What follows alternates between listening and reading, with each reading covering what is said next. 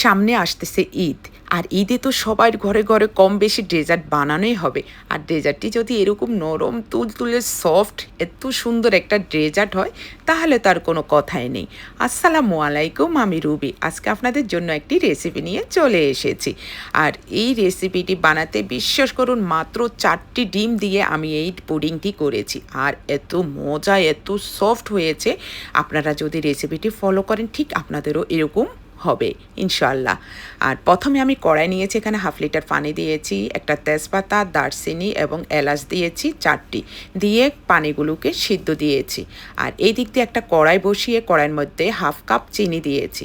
চিনিটা দিয়ে যখনই চিনিটা দেখবেন এরকম ধোঁয়া উঠবে বা নিচ থেকে চিনিগুলো গলা শুরু হবে, ঠিক তখনই পাতিলের হ্যান্ডেল ধরে ঘুরিয়ে ঘুরিয়ে ক্যারামেলটা তৈরি করবেন। এখানে কাঠি ইউজ করেন না, কাঠি ইউজ করলে হবে কি ক্যারামেলের কালারটা সুন্দর আসে না।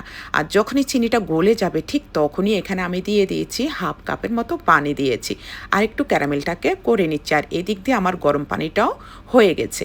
আর এই অবস্থায় গরম গরম থাকা অবস্থায় যে বাটিতে বসাবেন সেই বাটিটার মধ্যে সাথে সাথে গরম গরম ঢেলে সেট করে নিতে হবে।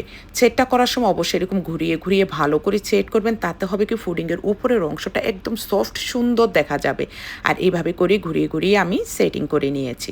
আর পুডিংয়ের জন্য আমি এখানে 4টি ডিম নিয়েছি, 1 কাপ গুঁড়ো দুধ নিয়েছি, 1 চিমটি কালার নিয়েছি কনডেন্স মিল্ক, আর নিয়েছি গোলাপ জল।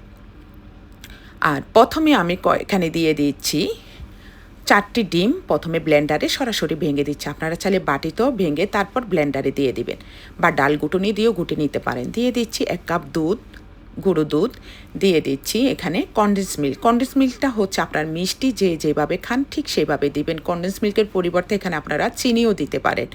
আর এখানে দিয়ে দিচ্ছি রুয়াবজা, দিয়ে দিয়েছি 1 চা চামচ, দিয়ে দিচ্ছি ফুড কালার, দিয়ে এইবার ওই যে গরম মশলার পানিটা আছে ওই পানিটা দিয়ে দিয়েছি। এইবার ভালো করে ব্লেন্ড করে নিব। ব্লেন্ডটা একটু ভালো করে নেবেন, তাতে করে হয় কি গন্ধ লাগবে না, এবং গরম মশলার পানিটা দিলেই ডিমের যে একটা গন্ধ সেটা লাগে না।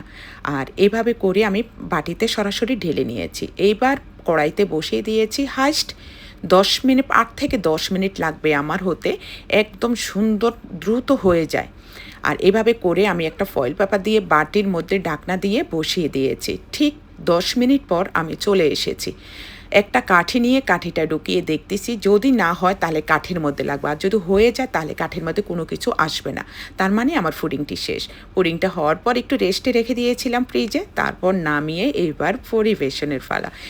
বিশ্বাস করুন মাশাআল্লাহ এত সুন্দর আমার পুডিংটি হয়েছে। আপনারা যদি আমার মতো করে হুবহুব বানাতে চান তাহলে অবশ্যই আমার রেসিপিটি ফলো করবেন।